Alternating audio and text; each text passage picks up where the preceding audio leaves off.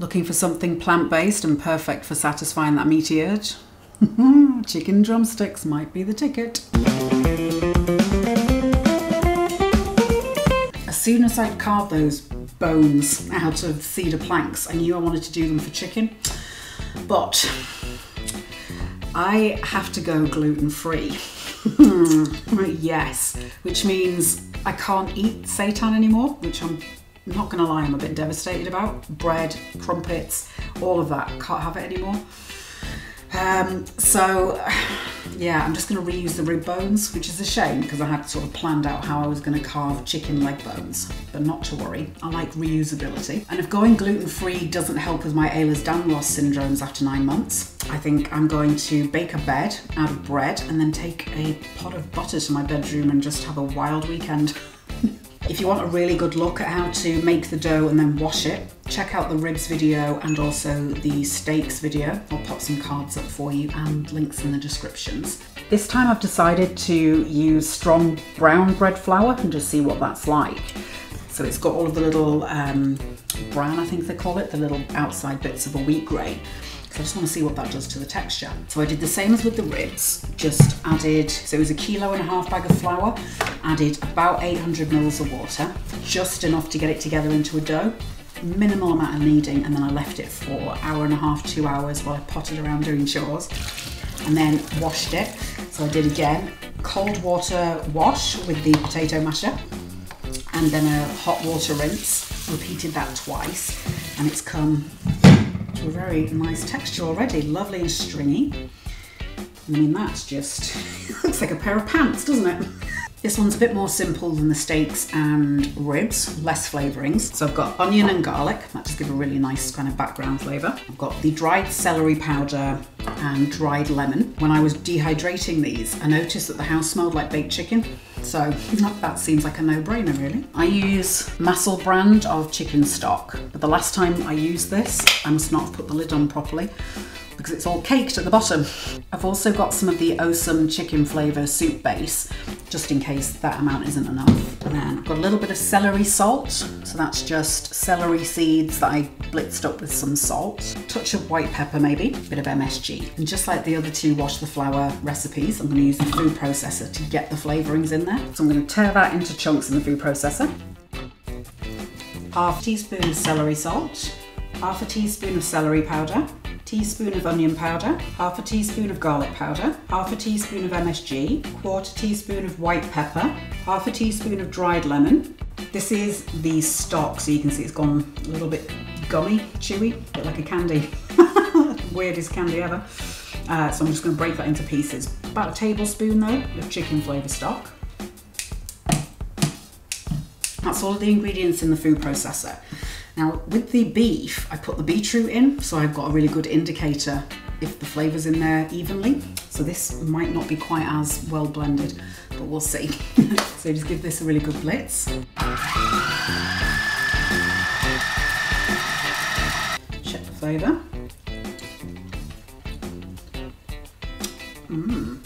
That's really good. I'm adding another tablespoon of the chicken flavour stock, a little touch more garlic powder, but just taste your dough. You don't have to swallow it. You can spit it out, but just get it to the taste that you want it. And a tiny bit more celery salt, another 1/4 teaspoon of white pepper. Give that one more blast. I'm going to try and weigh this and see how much it produces. It's like 670 grams altogether. I've divided them into roughly 5 equal pieces. I think 5 is going to be a good amount of product on a bone. I've split a portion in half, and I'm just going to lengthen it a little bit, slap it on the counter. This helps align the gluten, and it'll give it nice strands and shreds. Got a hole in one end, flat at the other, so I'll wrap it there.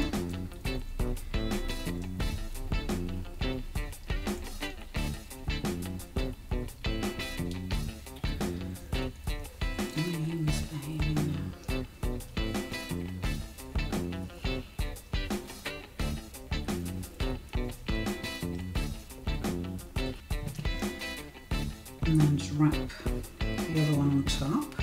So you want enough that you've got the stick covered. Pull it quite snug. Tie the string on really tightly to keep it pinned in there.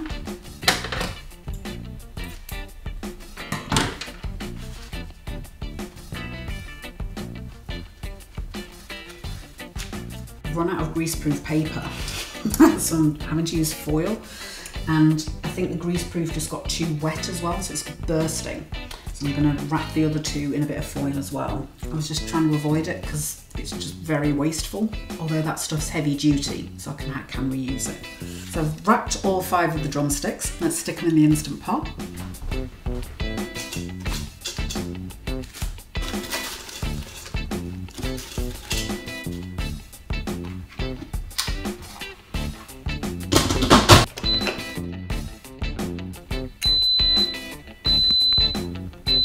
So I'll have a quick clean down and then I'll show you what we're going to do for the chicken skin. For the outside of the drumsticks, I'm going to use Yuba skins. Now this is, so if you've ever boiled milk on the hob and it forms a skin, this is effectively the same thing. This is made from soybeans. You can make it yourself, dead easy to do. Haven't done it, watched other people do it, but I picked this up from the Chinese supermarket. And I think that's going to be perfect for mimicking chicken skin. The texture there looks pretty spot on already. The Yuba needs to be rehydrated in water. I've done a couple of little trials. So that's just been soaking in water. So it's very fragile. So this is going to be a bit of a nightmare, I think, when it comes to wrapping it. And it's got a texture a bit like omelette, that kind of eggy chewiness. Quite pleasant. No taste to it really. I'm going to boost up the chicken flavour by adding, maybe a heaped tablespoon into a dish large enough to receive the skins. Top that up with boiled water. Give it a good stir. I think I've got 6 there. It's a bit hard to tell without breaking them really badly. So I'm just going to put those into the soup, press down to submerge, and then I'll leave them in here while the drumsticks are in the Instant Pot. So we'll have at least, an hour's hydration. Already they're becoming quite supple. Keep an eye on it and just make sure everything stays submerged. So you might need to just, every 10-15 minutes press them back under just to make sure everything soaks up loads of delicious soup. What I'm going to do now is make a little bit of a glaze to brush on the top of the Yuba, and then I'll bake everything in the oven for 15 minutes, half an hour. Another way of doing this, if you can't get hold of the Yuba or can't be bothered, do it in a similar way that I did the ribs, so in the oven, because that seems to create a nice bit of a skin and a crunch on top, and then just put the glaze that I'll show you how to make. Got a teaspoon of the chicken flavour soup base in a little bowl, and I'm going to add in some water, a few tablespoons, maybe four tablespoons, something like that. Add a few drops of Maggi seasoning, some soy sauce, a bit of liquid smoke, couple of drops. Use some malt extract. Give that a really good stir together. Pulled out the cornstarch to thicken that glaze, and then remembered I've got an entire pot of starch, so why not use the wheat starch?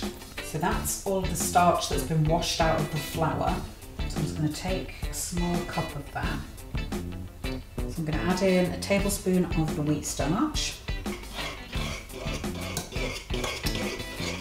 See there, I've got jelly already. Just trying to decide why it's thicker than that. Yeah, I'm going to do 1 more tablespoon. I'm going to try and whisk while adding, just so I don't get these lumps. That's the sort of consistency.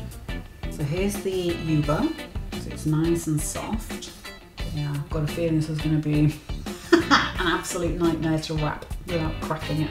The Instant Pot has finished its hour, and then it's been doing a natural release for about 20 minutes. So let's have a little look in the pot. I'm semi-dreading this, I'm not going to lie. Well, that's a great sign already. Nothing's exploded. So I'm going to start preheating the oven while I put the skins on. And I've got that set at 160°C. So let's see what's inside. Okay.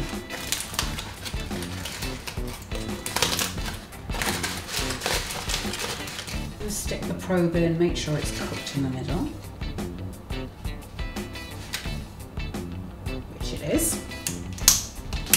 And the internal temperature is, it's about 198, maybe 197, 198 Fahrenheit, which is around 92 Celsius. Yeah, I'm definitely glad I put the foil on. I think that might have just... So I've got some that look very drumsticky and some that look rather corn doggy, but that's fine, it's all going to taste the same. I'm wondering whether to maybe brush on some of the spawn just to act like a bit of a glue. So I've got a little dish of it here. So that's just the starch that washed out of the flour. The glaze has gone very thick and gloopy, so I'm just going to get that heating up a bit. All right, Yuba time. Now, I've never worked with this stuff before, so I've got no idea how this is going to work.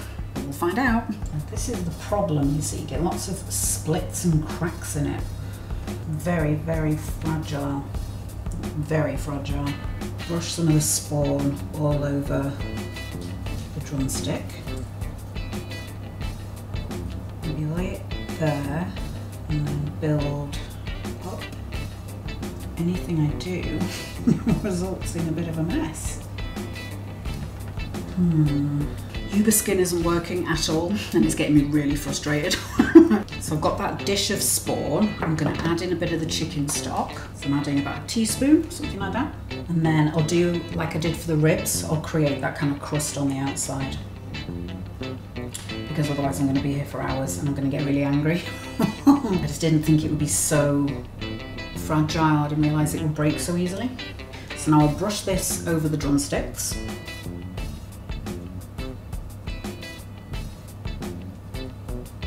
Flip them over. I'll put these in the oven for about 10 minutes and hopefully that will dry it up and then I can put the glaze on. Been in 10 minutes and the glaze has gone really thick and lumpy, so I'm going to try, I've put it in a bowl of water, that's not helped, so I'm going to try and put some of the hot water in the glaze, see if that thins it a bit. Pull these out of the oven, so that's given that really crispy coating that I was after. I'll brush the glaze on.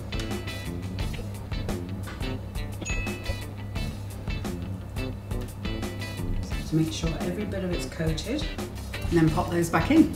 I'll put those in for 15-20 minutes or so. I might turn the heat up, but I'll put them in for 10 and see how it's doing, and then maybe blast it at 180 for a few minutes. We'll see.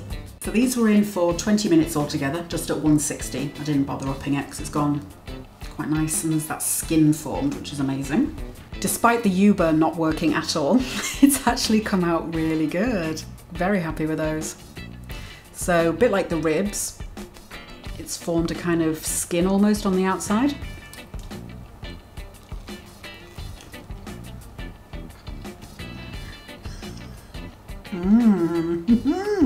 That's incredible. So there is kind of layers in there, a bit like you would get in a chicken leg with the different muscle groups. And that's, I think, is achieved by doing different sections of it. You know how I wrapped it twice. Flavor's spot on. Could maybe go a tiny bit more with the lemon. It could benefit maybe a full teaspoon even. But I mean, that's just killer. Or not so killer. And having the bran in there, the wheat bran, it just gives a slight little bit of difference in texture to each kind of bite. It has something else there. This would be fabulous on a barbecue. So maybe do exactly what I've done, but then keep more of the glaze back or make extra. Brush it on and then put it on the grill wet, just to give it that extra caramelization and amazing toasty yumminess. That's just brilliant. It's got a really nice chew to it. There's plenty going on between your back teeth to kind of excite your mouth. But then it's not tougher in any way. It kind of breaks up as soon as you start chewing. And it's succulent, juicy. Could maybe again be injected the way I described in the ribs video. That would, so when you bit into it, kind of flood your mouth with juice. That would be great. For more ideas of what you can do with a bag of flour and some seasonings, hit subscribe, tap the bell icon, and check out some of these.